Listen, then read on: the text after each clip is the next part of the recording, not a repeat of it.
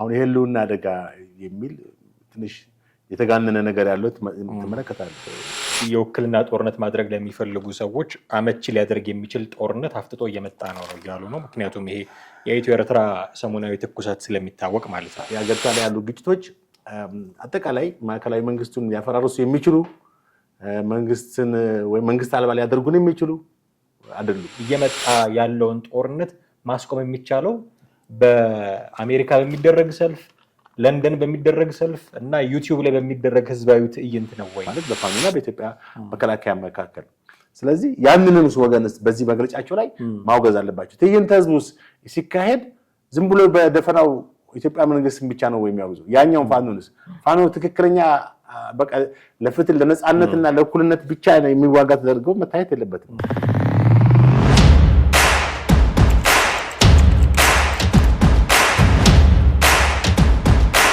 ሰላም ጤና ይስጥልን ውድ ቤተሰቦቻችን እንዴት አላችሁ? ዘኢትዮጵያ ቻናላችንን እየተከታተላችሁ ትገኛላችሁ። ወቅታዊ ፕሮግራማችን ነው። ጥላሁን አክሊሉና ማደግፋ ከእናንተ ጋር ቆይታ እናደርጋለን። ዛሬ የመወያያ ርዕስ የምናደርገው አቶ ልደቱ አያሌው እና በሳቸው ዙሪያ ያሉ ሰዎች ይፋ ያደረጉት አንድ መግለጫ አለ። እዛ መግለጫ ላይ እንነጋገራለን። ይሄ መግለጫ 25 የምክር ቤት አባላትና 7 የቴክኒክ ኮሚቴ አባላት ያሉት ተቋም እንደመሰረቱ እና ይህ ተቋም ደግሞ በቅርብ ጊዜያት ውስጥ ሰላማዊ ሰልፍ ትዕይንተ ህዝብ ለማድረግ እንቅስቃሴ እያደረገ መሆኑን የሚገልጽ መግለጫ አውጥቷል። ይህንን መግለጫ በጥቂቱ ለመዳሰስ ወደናል። እስከ ፕሮግራማችን ፍጻሜ ድረስ አብራችሁን ትቆዩ ዘንድ የአክብሮት ግብዣችን ነው። ከኛ ጋር ሆኖ ጥሌ እንዴት አለ? እግዚአብሔር ይመስገን ሰላም ነኝ። እንዴት ነህ?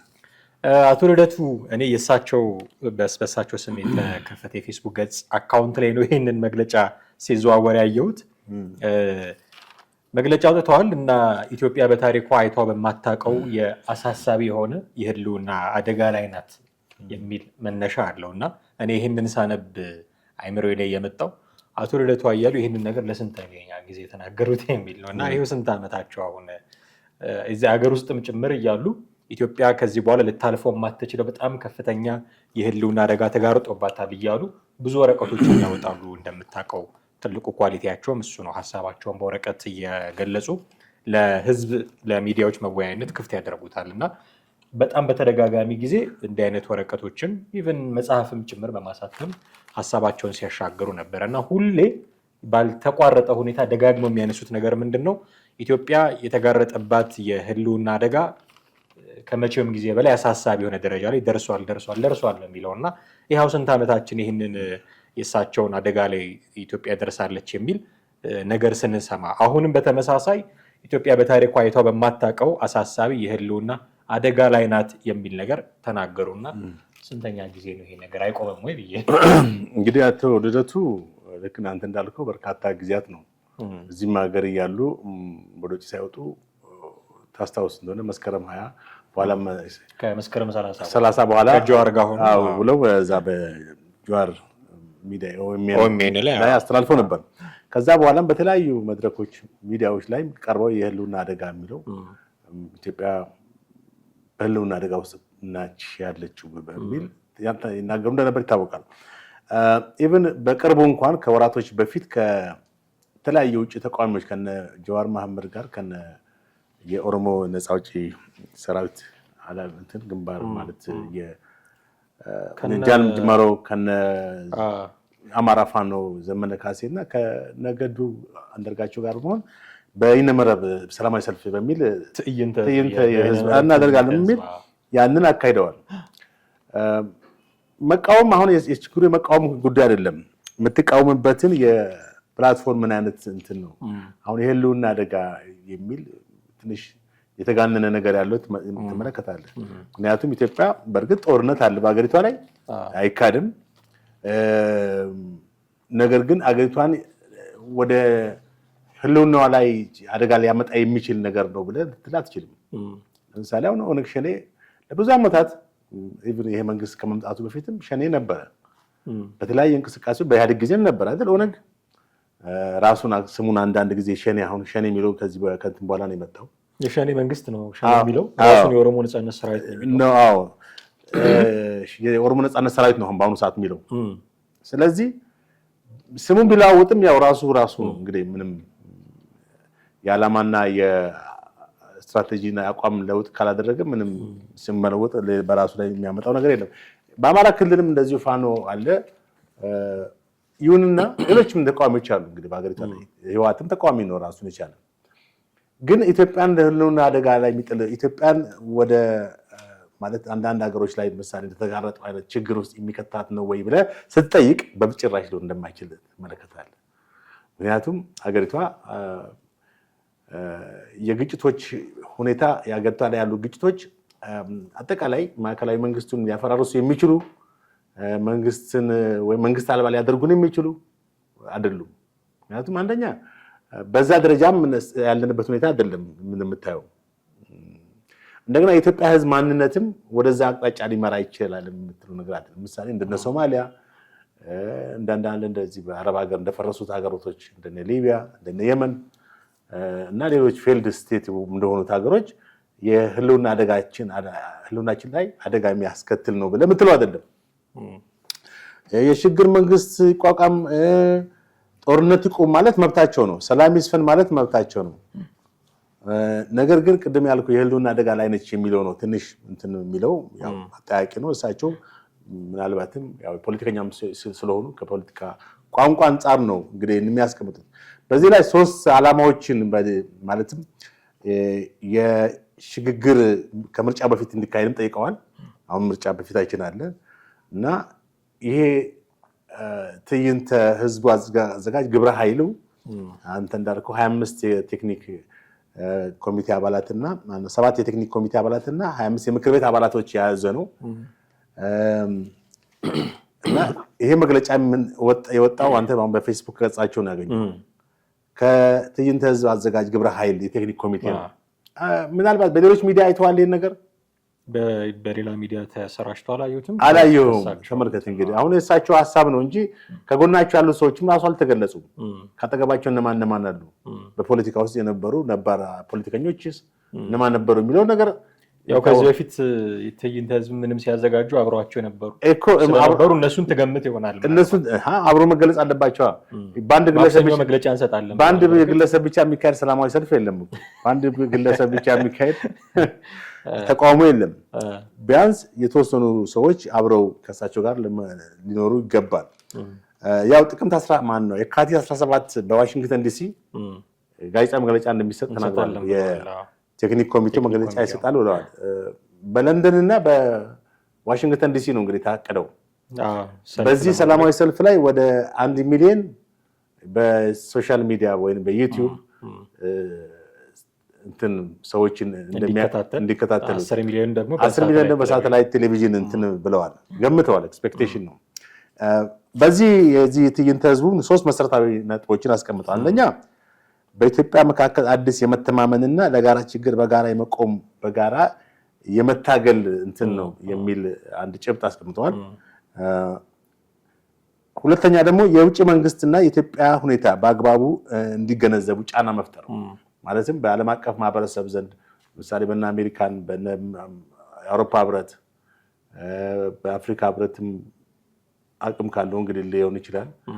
ስፔሻሊ በአውሮፓ ህብረትና በዩኤስ አሜሪካን በተባበሩት መንግስታት በሌሎች ዓለም አቀፍ ተጽዕኖ ሊያደርጉ በሚችሉ ሀገራት እና ተቋማት ዘንድ ይህን ድምፅ ሊያሰሙ እንዳቀዱ ነው የሚናገረው። ሶስተኛው ደግሞ ሌሎች ተመሳሳይ እምቢተኝነትን የፊታችን ማክሰኞ ማለት ሌሎች ተመሳሳይ እምቢተኝነት ከዚህ ተነሳሽነትን ለመፍጠር ነው ሞቢላይዝ ለማድረግ ነው። እንግዲህ እሳቸው እንዳሉት ከተለያየ በኢትዮጵያ ውስጥ እስካሁን ታይቶ በማይታወቅ ሁኔታ ከተለያየ ብሔሮች ሃይማኖት፣ ብሔርን፣ ማንነትን፣ ባክግራውንድን ሳይለይ ሁሉም ኢትዮጵያዊ በኢትዮጵያዊነቱ ብቻ በአንድ በኢትዮጵያ የተሰባሰበበትና ለትዕይንተ ህዝቡም በጣም ሰዎች ሞቢላይዝ ሆነው ተነሳስተው እንደሚያደርጉት ነው እንግዲህ የገለጹት። አሁን እዚህ ጋር የምትመለከተው ነጥብ ምንድነው? ቅድም እንዳልኩ ነው። አንደኛው እነማን ተሳትፈዋል በዚህ ትዕይንተ ህዝብ? ቢያንስ የተወሰኑ ሰዎች መታወቅ አለባቸው። በሁለተኛ ደረጃ ሌሎች ሚዲያዎች በዚህ ሁኔታ ማሰራጨት ነበርባቸው። ከእሳቸው ፌስቡክ ላይ ብቻ ነበር መታየት የለበት አይደል እንዴ? ከሌሎች ታዋቂ ሚዲያዎች ላይ ቢያንስ ትዕይንተ ህዝቡ መታቀዱን መስማት መቻል ነበረብን። ኤኒዌይስ እንግዲህ ወደፊት ምን ሰማው ሊሆን ይችላል አይታወቅም። ካነሷቸው ነገሮች ውስጥ ምናልባት ልንወያይበት የሚገባው ጉዳይ ብዬ የማስበው ሌላ ጦርነት አፍጥጦ እየመጣ ነው የሚል ግምገማ አለው መግለጫው ላይ እንዳየኸው። በተለይም የአፍሪካ ቀንድን ሌሎች የውክልና ጦርነት ማድረግ ለሚፈልጉ ሰዎች አመቺ ሊያደርግ የሚችል ጦርነት አፍጥጦ እየመጣ ነው እያሉ ነው። ምክንያቱም ይሄ የኢትዮ ኤርትራ ሰሞናዊ ትኩሳት ስለሚታወቅ ማለት ነው። ይህንን አፍጥጦ እየመጣ ያለውን ጦርነት በበይነ መረብ ትዕይንተ ህዝብ ነው ወይ መመከት የሚቻሉ የሚል ጥያቄ እኔ ማንሳት እፈልጋለሁ። ምክንያቱም ነገሩ ስጋቱ መሬት ላይ ያለ ስጋት ነው። ሰሞኑን በጣም የሰራዊት እንቅስቃሴ እንታዘባለን በተለያየ አጋጣሚ። ይህንን ህዝባዊ ትዕይንት በይነ መረብ ላይ 1 ሚሊዮን ምናምን ሰው የሚከታተለው ህዝባዊ ትዕይንት በማድረግ ማስቆም የሚቻል ነገር ነው ወይ? እየመጣ ያለውን ጦርነት ማስቆም የሚቻለው በአሜሪካ በሚደረግ ሰልፍ፣ ለንደን በሚደረግ ሰልፍ እና ዩቲዩብ ላይ በሚደረግ ህዝባዊ ትዕይንት ነው ወይ? ሌላ አማራጭ ጠፍቶ ነው ወይ የሚል ጥያቄ በማንሳት ወጥቼ ነው። እዚህ ጋር እንግዲህ በሁለት በኩል ሀሳቡንም አንተ አሁን ላነሳው ጥያቄ በሁለት በኩል መመለስ ይችላል። አሁን እሳቸው በባህር በር ተብሎ ወይም ለባህር በር የማግኘት እና የሀገር ህልውና ማለት ሀገር አንድነትና ህግ ለማስከበርና በሚል የሚካሄደው እንትን ለውጭ ጣልቃ ገብነት ወይም ፕሮክሲ ወር የውክልና ጦርነት ይጋርዳል የሚል ነው ያሉት። ይሄን ነገር ስትመለከተው አይደለም ማለት አትችልም። አቶ ልደቱን ሁልጊዜ መቃወም ማለት ያው ብንቃወማቸው እኛ በብዛት እንቃወማቸዋለን። አንዳንድ ነጥቦቻቸው ደግሞ እንቀበላለን። አሁን ሀሳቡን ነው እንጂ ልደቱን አይደለም ማየት አለብን። አቶ ልደቱ ስለሆነ ሳይሆን ምን ሀሳብ አቀረበ ነው፣ ተጨባጭ የሆነ ሀሳብ ወይ ምክንያታዊ የሆነ ሀሳብ ነው ወይ የሚለውን ስትመለከተው የፕሮክሲ ወር ልክ ነው ሊሆን ይችላል። አሁንም እኮ ፕሮክሲ ወር እኮ አልቀረም እኮ። አሁንም እኮ ፕሮክሲ ወር ግን ግብጽ ሌሎች በኢትዮጵያ ላይ ጫና መፍጠር የሚፈልጉ የኢትዮጵያን አሁናዊ ሁኔታ እድገቷን የማይፈልጉ የፖለቲካ መረጋጋቷን የማይፈልጉ የተለያዩ አሁን የሚታዩት ነገሮች አሉ አይደል? የማይፈልጉ ሀገራቶች አሉ አይደል? ግብጽ ብቻ አይደለም፣ ሌሎችም በኢትዮጵያ ላይ ኢትዮጵያን በመጫን በዚህ በቀጠናው ዙሪያ በተለይ በሆርን ኦፍ አፍሪካ ላይ ራሳቸውን መፍጠር የሚፈልጉ ሀገሮች አሉ። ስለዚህ አይደለም ልትል አትችልም። ሊሆን ይችላል፣ አሁንም ይችላል። አሁን ደግሞ ሞስት ፕሮባብሊ ደግሞ እየታየ ያለው ነገር ያ ነው። ክፍት አሁን ምንድነው አይሆንም ብለህ ከማለት ይልቅ መንግስት ምን እርምጃ ሊወስድ ይችላል? አይሆንም ምን ትሽ ይሆናልን አስቢ ስለሆነ መንግስት እንዴት አድርጎ እንደዚህ ፕሮክሲ ወሮችን አሁን የውክልና ጦርነቶች ማለት የውክልና ጦርነት ማለት እንግዲህ ቀጥታ የሀገር ሳይሆን በዚህ ባሉ ተቋሚዎች በሌሎች ጣልቃ ማለት ስፔሻሊ ባንዳዎች ማለት ነው። ኢትዮጵያውያን ናቸው፣ ግን በውጭ በመታገዝ የኢትዮጵያ ጠላት ከሆኑት ጋር በማበር የገንዘብም የሆነ የጦር መሳሪያ ድጋፍ በመውሰድ ጦርነት የሚከፍቱበት ሁኔታ ነው። ይሄ ደግሞ የተረጋጋ ሀገር ካልሆነ የተረጋጋ የመከላከያ ኃይል የተረጋጋ የጸጥታ የፖሊስና የፖሊስ ኃይል ከሌለን አየህ ለነሱ ምቹ ይሆናል። አገሪቷን ወደ ትርምስና ወደ ግጭት የበለጠ እንድትገባ ሊያደርጋት ይችላል። ስለዚህ ይሄን ነጥባቸው ሊያስኬድ ይችላል ትላለህ። አሁን ላልከው ደግሞ ሁለተኛ ያልኩትኝ ትዕይንተ ህዝብ በማድረግ ብቻ በውጭ ዓለም ለውጥ ማምጣት ይቻላል አልኩ። ምን ተጨባጭ ስጋት እንዳለ አሁን አንተም ስትናገር ነበር እና የምናያቸው መረጃዎች የሚነግሩን ነገሮች ስጋቶች አሉ፣ ተጨባጭ ስጋቶች። በመንግስት ኦፊሻልስ ደረጃ እኮ መግለጫ የሚወጣበት ጉዳይ ነው። አሁን የኢትዮ ኤርትራ ጉዳይ የሚደበቅ ነገር አይደለም። ስጋት አለ፣ የብዙ አካላት ኮንሰርን ነው። ይሄንን ስጋት ዩቲዩብ ላይ ትዕይንተ ህዝብ በማድረግ መመከት ይቻላል። አሁን እነዚህ ሰዎች አፍጥጦ የመጣ ስጋት አለ፣ ጦርነት አፍጥጦ እየመጣ ነው እያሉ ነው። ሊያደርጉ ያሰቡት ግን ዩቲዩብ ላይ ትዕይንተ ህዝብ ነው። በዚህ ትዕይንተ ህዝብ ሊመከት የሚችል ነገር ነው ወይ? ሌላ አማራጭ እንዳንድ ፖለቲከኛ ፖለቲካ ላይ ረጅም ጊዜ እንዳስቆጠረ እንዳንድ ሰው ከአቶ ልደቱም ይሁን ከሌሎች ሰዎች ኤክስፔክት የምናደርገው ዩቲዩብ ላይ የሚደረግ ትዕይንተ ህዝብ ነው ወይ? ይህንን አይነት ችግር ሲመጣ ማለት ነው። እንግዲህ ዩቲዩብ ማለት ሶሻል ሚዲያ ነው። ራሱን የቻለ ተጽዕኖ መፍጠር የሚችል ኃይል አለው። ትልቅ ሶሻል ሚዲያ ፕላትፎርም ነው። ስለዚህ ይሄ ትዕይንተ ህዝብ በጣም ትልቅ ህዝባዊ ንቅናቄ ካለው በጣም ህዝብ ድጋፍ ካለው በአውሮፓና በአሜሪካን ሀገር የሚካሄዱ ኢትዮጵያውያን የሚያካሂዷቸውን በጣም ሰፊ የሆኑ የተቋሙ እንትኖች ከሆኑ አይኖት ለውጥ የማያመጣበት ምክንያት የለም። ግን ምንድነው ነጥቡ እዚህ ጋር እሱ ትራክ ሪከርዳቸውን ባለፈው ትዕይንተ ህዝብ አዘጋጁና ቀጣዩ ስራችን ምድር አንቀጥቅጥ የሆነ መሬት ላይ የሚደረግ ሰልፍ ነው ነበር ያሉት። እንኳን ምድር ሊንቀጠቀጥ ምንም ሽታውም የለም። አሁን እኮ ምንድነው መሰለህ እዚህ ጋር የትዕይንተ ህዝብ እናደርጋለን ሳይሆን ብቻ አንደኛ ትዕይንተ ህዝቡ ጭብጥ ምንድነው ነው ጭብጡ አሁን የህልውና ኢትዮጵያ አደጋ ላይ ነች፣ ህልውና አደጋ ላይ ነች ብለህ ትዕይንተ ህዝብ ልታደርግበት ሊያስቀድ አይችልም። ጦርነት የተካሄደ በአገሪቱ በአራቱ አቅጣጫ ግን ጦርነት ይቁም ብሎ ማለት አንደኛ፣ ሁለተኛ ዜጎች ላይ የጥቃት የተደረሰ ከሆነ ሰላማዊ ሰዎች የተጎዱ ከሆነ በአገሪቷ የፍትህና የእንትን በጣም ኮምፕሊትሊ የለም። አሁን ሪላቲቭሊ አለ ፍትህ፣ ዲሞክራሲም በተወሰነ ደረጃ አለ። ኤክሰርሳይዝ የምናደርገው ዲሞክራሲ አለ። ኢትዮጵያ ውስጥ ጭፍን አምባገነን መንግስት ነው ብትለው አይደለም እንዴ? እንደ አንዳንድ ሀገሮች እንደ አንዳንድ አፍሪካ ሀገሮች ወይም መካከለኛ ምስራቅ እንዳሉ ሀገሮች ጭፍን አምባገነን መንግስት አይደለም። ቢያንስ ሀሳብን የመግለጽ በነፃነት የመናገር ነገሮች አሉ። ትንሽ ወጣ ስትል ያው ቆንጠጥ የማድረግ ሁኔታ ቢኖርም ማለት ነው።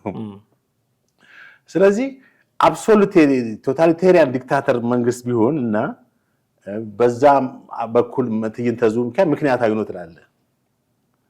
አሁን ይሄ ምክንያቱም ያንን ማንም ዓለም አቀፍ መንግስታትም ኢንተርናሽናል ሶሳይቲ ኮሚኒቲ ሁሉም ይደግፋል። አሜሪካም እና ዩሮፕ ኢቭን አፍሪካ ህብረት ሊደግፍ ይችላል።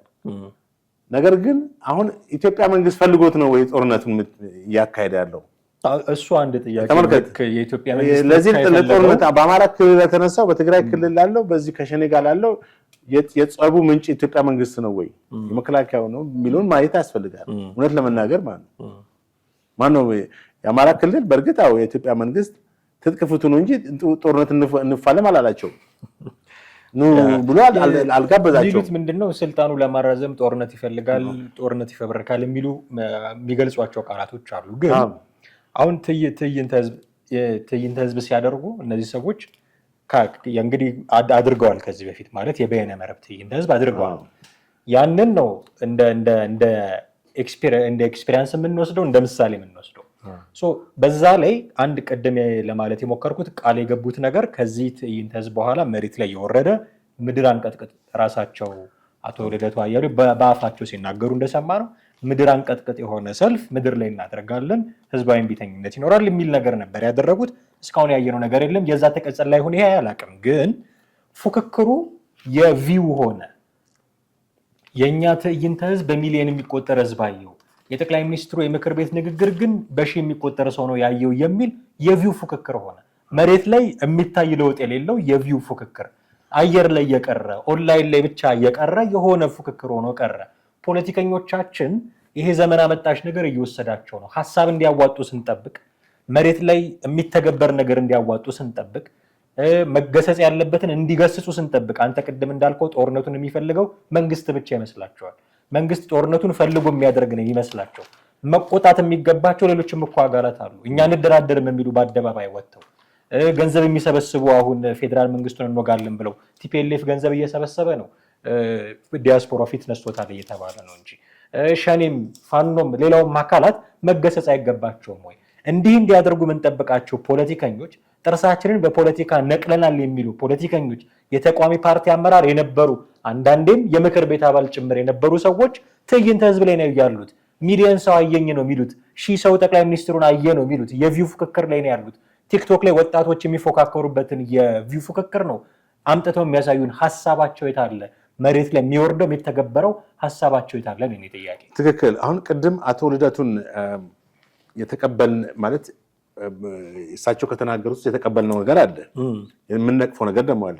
የተቀበልነው በኢትዮጵያ ውስጥ ጦርነቱ ከሰፋ የጦርነቱ በጣም እየተለጠጠ ከሄደ ወደ ፕሮክሲ ወር ይገባል። ወደ ውክልና ሌሎች ኢትዮጵያን እድገት የማይፈልጉ ሀገራቶች እንደ ግብፅ የመሳሰሉት የፕሮክሲ ወር ያካሂዳሉ። ይሄ ትክክል ነው ብለናል። አሁንም ሁኔታዎችን ስትመለከት የኢትዮጵያን ህልውና የማይፈልጉ ማደግ የማይፈልጉ ኢቭን በመካከለኛው ምስራቅ ሆርን ኦፍ አፍሪካ ላይ ብዙ ሀገሮች እነ ሳውዲ እነ ዩናይትድ አረብ ኤሚሬቶች እነ ኳታር እነ ቱርክ አሁን በቀደም ጠቅላይ ሚኒስትሩ መጥተው ነበረ ቱርክ ፕሬዚዳንት እና እነዚህ ሀገሮች ከኢትዮጵያ ጋር መልካም ግንኙነት ፈጥረዋል። በዚህ አቅጣጫ ደግሞ የራሳቸው ናሽናል ኢንትረስት እንዳላቸው መዘንጋት ተገቢ ነው። ሁልጊዜ ማንም ሀገር መጀመሪያ ቅድሚያ ፕራይመሪ ቫልዩ የሚሰጠው ለናሽናል ኢንትረስቱ ነው፣ ለራሱ ሀገር ነው። ከዛ በኋላ ነው ያንተን ጉዳይ የጋራ ትብብር፣ የጋራ መግባባት፣ የጋራ ምናምን የሚባለው እንጂ የራሱን ጥቅም ሳያስጠብቅ ያንተን እንትን አይደለም። ይሄን ያሉበት አቶ ልደቱ ማለትም ክራይሲስ ፕሮክሲ ወር ይፈጥራሉ። ልክ ነው። አርቆ ማሰብ ያስፈልጋል። ከዚህ አንፃር ዛሬ ወዳጅ የሆኑ ነገሮች ነገር ጠላት ሊሆኑ ይችላሉ። ዛሬ ቱርክ ወዳጃችን ብትሆን ተከሚንግ ይር ፖለቲክሱ በጣም ተለዋዋጭ ስለሆነ በፖለቲካ ጤና ዘላቂ ጥቅም እንጂ ዘላቂ ወዳጅነት የሚባል የለም። ይሄን ስጋታቸው ትቀበለዋል አቶ ልደቱ ፖዚቲቭሊ። በሌላ በኩል ግን አሁን እሳቸው ጦርነት ይቆም፣ የግፍ አገዛዝ ይብቃ፣ ሰላም ይስፈን ብለው ያሉት ቃል ቀጥታ ያተኮረው ማን ላይ ነው? መንግስት ላይ ነው። ጦርነቱን በመንግስት ፍላጎት ብቻ ነው ጦርነቱ የሚሄደው። ቅድም እንዳልኩ የጦርነቱ ጫሪ ማን ነው? መጀመሪያ ካሁን ለምሳሌ በአማራ ክልል በፋኖና በመከላከያው መካከል የተካሄደ ጦርነት አንዴ ሞቅ አንዴ ቀዝቀዝ የሚያለ አሁን ደረጃ ደርሷል። አሁን ምሳሌ ምናልባት የፋኖ ኃይል እየተዳከመ ምክንያቱም አባላቶቹ ወደዛ ወደ እጅ እየሰጡ እየገቡ ስለሆነ ማለት ድምጻቸውም እየተሰማ አይደለም። አሁን ድሮ ይሄን ያዝ ይሄን ማረከን ጀነራል ያዝን ኮሎኔልን ማረከን ምናምን ይሉ ነበር። አሁን ያን ድምጽ የለም። ግን አሁንም አለ፣ ብቻ ጦርነት አለ፣ አልቆመም ማለት ነው። ያ ኃይልስ መወገዝ የለበትም ወይ? እሳቸው አሁን ይሄ መንግስት ብቻ ነው ያወገዙት። ለምን? ባላንስ ማድረግ አለባቸው። ጦርነቱ በሁለት ኃይሎች መካከል ሁለት አካላት መካከል እየተካሄደ ያለው አይደል?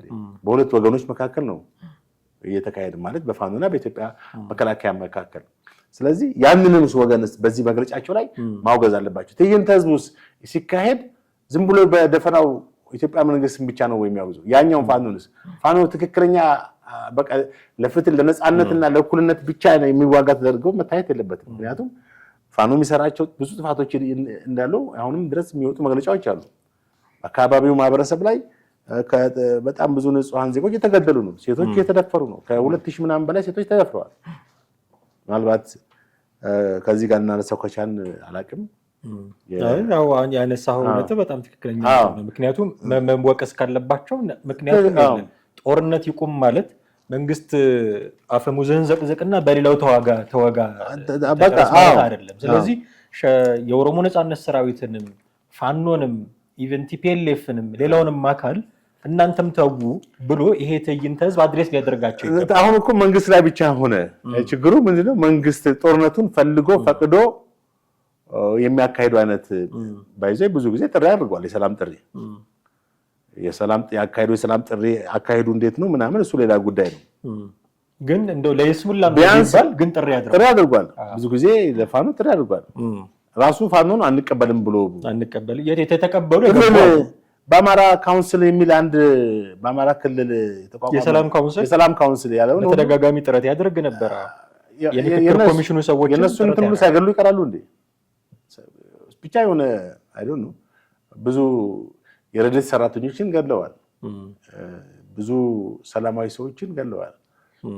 በአካባቢ የሕክምና ባለሙያዎችን ሁሉ መምህራን እንደዚህ ሞታሉ ያሉት ምናልባት በሌላ ፕሮግራም እንመለስበት ይሆናል ይሄን ጉዳይ። ከዚህ ጋር ተያይዞ አንድ ማንሳት የፈለኩት ነገር ቅድም ስታነሳቸው ነበረ ጦርነት ይቁም ምናምን የሚሉ ጉዳዮች፣ ሰላም ይስፈን በጣም ልንገዛቸው የሚገቡ ሀሳቦች ናቸው። ጦርነት በእርግጥም መቆም አለበት፣ ሰላም መስፈን አለበት። ይሄ የሁላችንም ፍላጎት ነው። ከዛ ግን አንዱ ሌላው ዓላማቸው ምንድን ነው? ሁሉን አቀፍ ሽግግር ከምርጫ በፊት የሚል ነው። አሁን ይህንን ሀረግ ይህንን አገላለጽ ወስደህ ለጠቅላይ ሚኒስትሩ ብትሰጣቸው ይሄማ ስልጣን በአቋራጭ ነው የሚሉት። ሽግግር ከምርጫ በፊት የጠቅላይ ሚኒስትሩ ግልጽ አቋም እዚህ ሀገር ስልጣን የሚያዘው በምርጫ ብቻ ነው፣ በህዝብ ፍላጎት ብቻ ነው የሚል በተደጋጋሚ ጊዜ ተናግረውታል።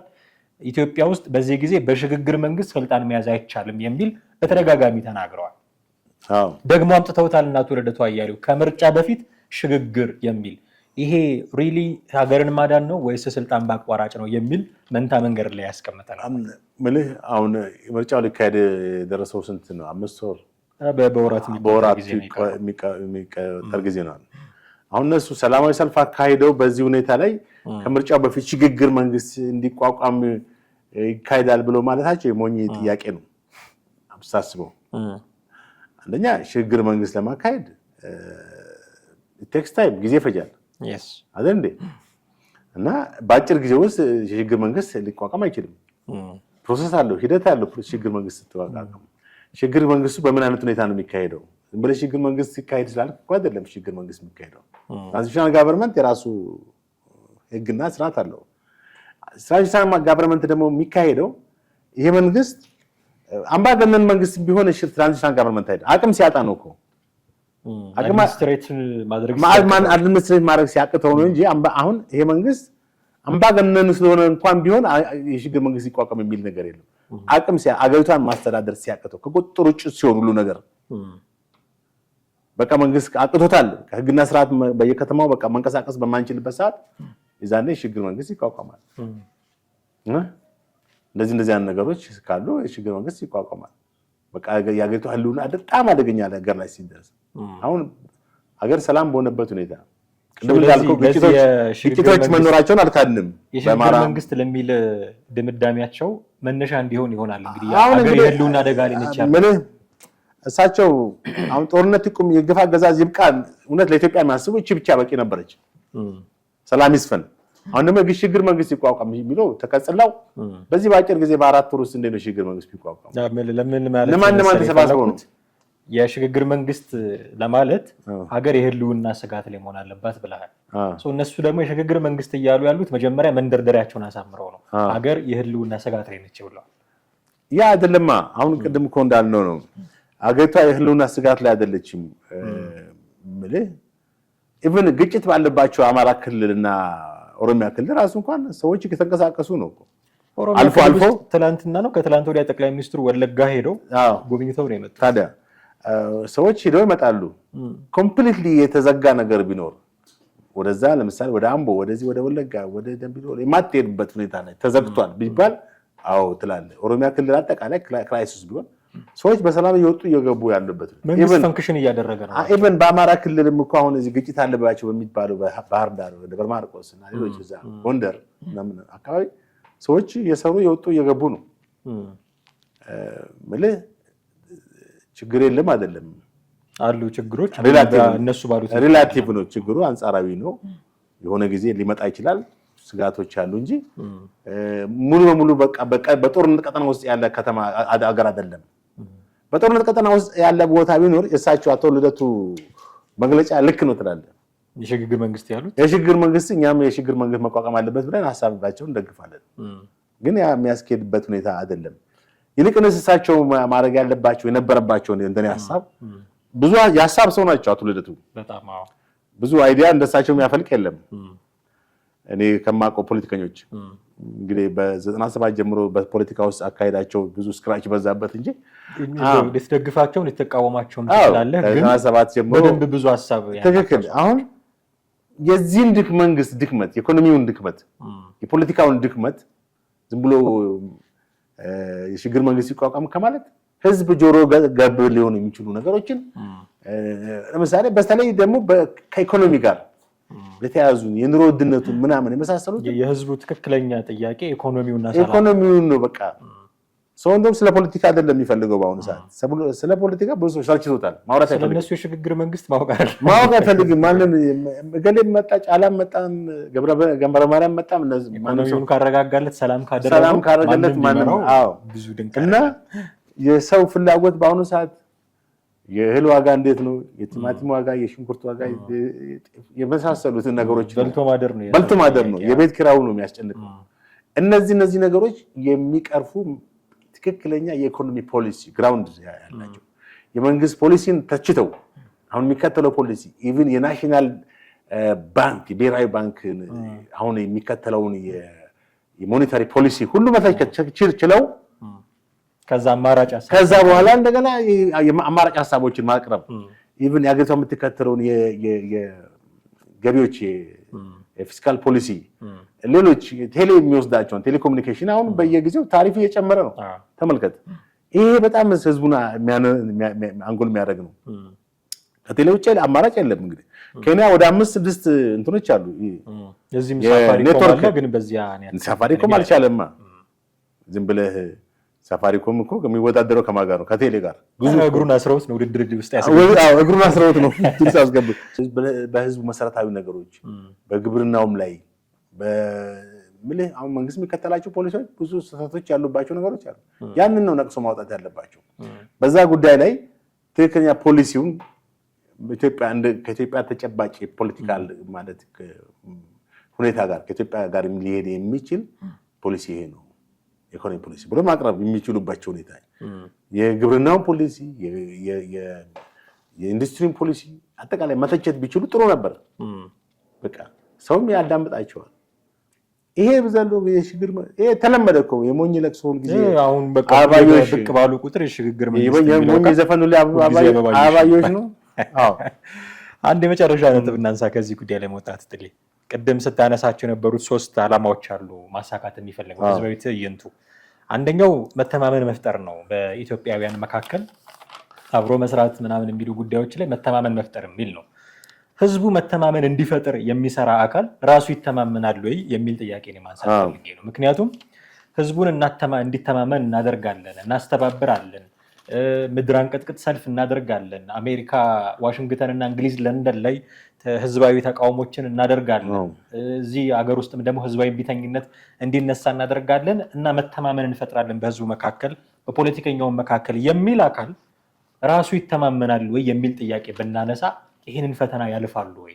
አቶ ልደቱን ከሌሎች ለምሳሌ ከኢንጂነር ይልቃል ጌትነት ጋር ይተማመናል ወይ? በአደባባይ ወጥተው ሲወራረፉ ስላየናቸው ከሌሎች እሳቸው ላይ ሀሳብ ከሚሰነዝሩ ሰዎች ጋር አሁን በእርግጠኝነት ስላላወቅን እነዚህ 25ቱን የምክር ቤት አባላትና 7ቱን የቴክኒክ ኮሚቴ አባላት እነማን እንደሆኑ በእርግጠኝነት ስላላወቅን እንጂ ስማቸውን ብናቅ ከሌ ጋር እኮ በዚህ ጊዜ እንዲህ አይነት ቁርሾ ውስጥ ገብቷል እያለ ልናነሳቸው የምንችላቸው በርካታ ነገሮች አሉ እና እነሱ ሳይተማመኑ ህዝብ እናተማመናለን መተማመን እንዲኖር እናደርጋለን ብለው መነሳታቸው እንደው ውሃ ጠብ የሚያደርግ ነገር ነው ወይ ብዬ የሚገርመው በኢትዮጵያ ፖለቲካ ውስጥ እንግዲህ ያው በተቃዋሚ ፖለቲካ ጎራ ውስጥ ረጅም ዓመት ከቆዩት ውስጥ አቶ ልደቱ አንዱ ነው።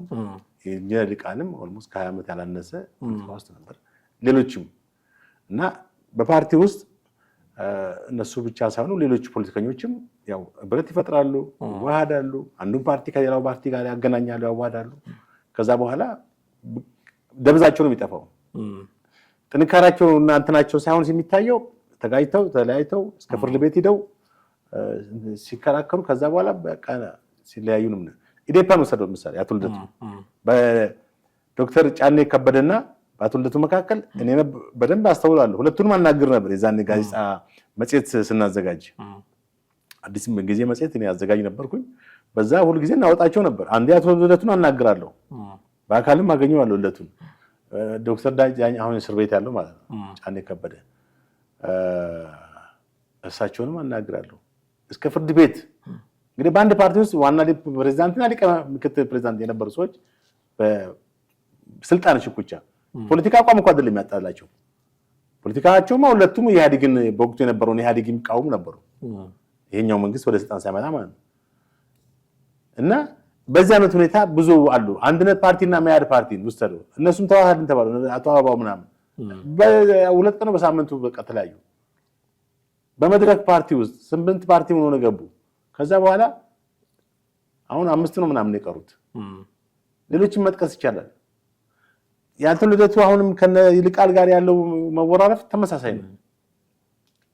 እነዚህ ፖለቲካ ፓርቲ አመራሮች ራሳቸው ኢቭን ስልጣኑን አንተሩ ቢሰጣቸው ተስማምተው ይዘልቃሉ ወይ የሚለው ነገር ስትመለከት እንዴ አሁን እኮ ከንትኑ ነው የምታየው። አሁን ካለው ካሳዩን ነገር ካሳዩን ነው ምን እነሳው ምን ገመገማቸው በቃ ካያያዛቸውን አያያዙን አይቶ ጭብጦን ከሙታል ነው እንደዛ ነው እኮ እና ገና ወደ ስልጣን ሳይመጡ ሀብት ወደ ሪሶርስ ወደ እነሱ ጋር ሳይገባ ትላልቅ ኃላፊነት በእጃቸው ላይ ሳይገባ ይጣሉ ከሆነ እንዴት ነው ወደ ስልጣን ሲመጡ አንድ የሚሆኑት? በጭራሽ አንድ ሊሆኑ አይችሉም። በአንድነት ፓርቲ ውስጥ በጣም ከባድ ሽኩቻ ነበረ። በነ ፕሮፌሰር መስፍን ወልደማርያም እና በነ ኢንጂነር ግዛቸው መካከል በነበረው ግጭት ማለት ነው ያስታውሳሉ።